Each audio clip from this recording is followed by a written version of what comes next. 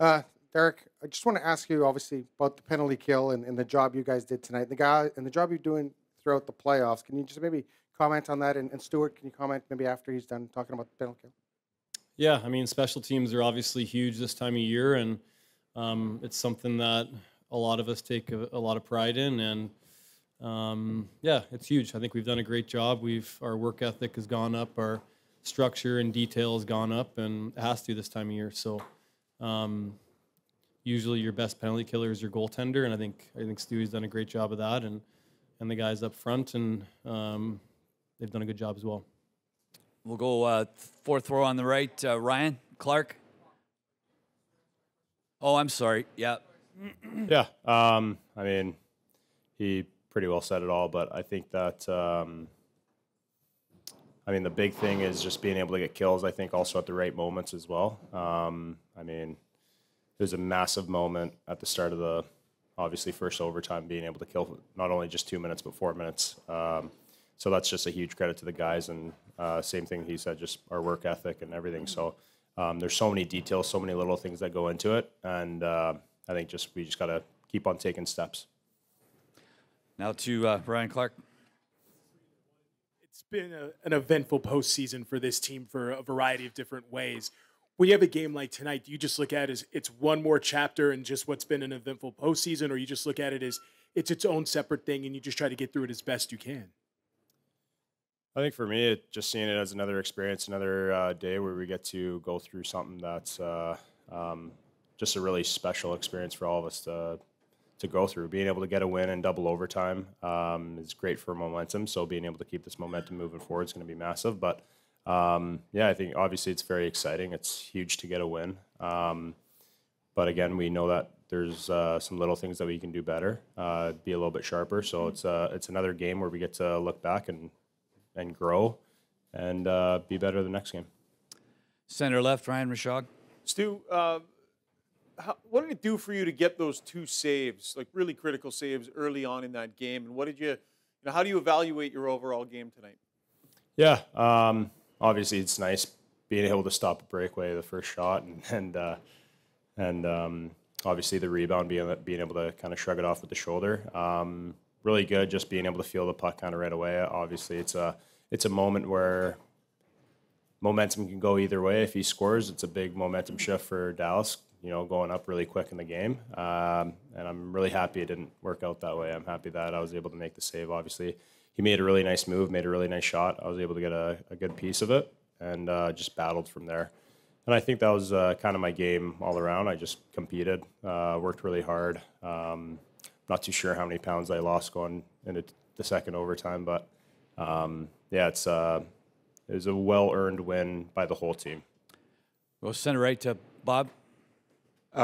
Stuart, I'm going to make you feel a little uncomfortable here, but can you maybe speak to what Derek brings? And maybe not everybody's aware that doesn't watch the Oilers on a regular basis, but just in terms of how integral he is as a glue guy for the hockey club. Yeah, it's not awkward at all to answer this question. What can I say about the guy? I've gotten really close with him over the past couple of years.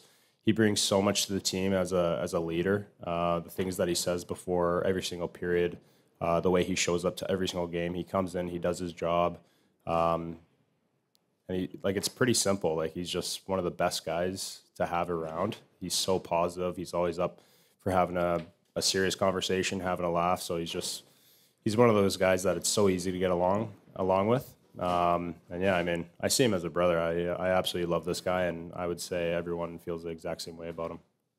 We'll go fourth row on the left, Daniel. Derek, the penalty kill had its struggles early on in the year, as a lot of facets of the team did. How can you define what has changed in terms of having this growth and getting it to the point where it is now? Yeah, I mean, I don't think it's one thing. Obviously, it's an accumulation of a lot of things. Details in our routes, getting more comfortable with the guys that you're killing with, your partners. I think having a little bbit more continuity in terms of who you're out there with is definitely huge, because there's a chemistry to it, and face-offs are huge, big saves are huge. Getting clears when we need them, that's huge as well. Yeah, there's a lot of different elements that kind of pile up, and seems like we've done a good job so far in the postseason. We'll take a couple more. Mark. Derek, we're sitting here in the playoffs and we're talking about, a PK that's winning games. We're talking about a team that's winning 3-2. We're talking about a 4-line team. We're not talking about the latest highlight goal at the moment. How long has it taken for this team, your team, to get to this place? And does it feel good that we're here now? Yeah, it feels good to field those questions too, because I think for the first 3 years of being here, I fielded a lot of questions on, we need to score more. We need more guys scoring. And that's just not how you win this time of year. We win with the things that you just detailed. And yeah, it's makes me happy to be in this position where we're winning games the way we are, because that's the only way you can win this time of year. And it's just nice to have a full group that can contribute in different ways. Obviously, our studs do their thing, and they're the best in the world. But I think there's a lot of guys that contribute in other ways that don't necessarily get noticed. We'll take two more. Josh. Derek, Connor has led this team, bailed you guys out so many times through the years. What was it like to bail him out early in the first overtime?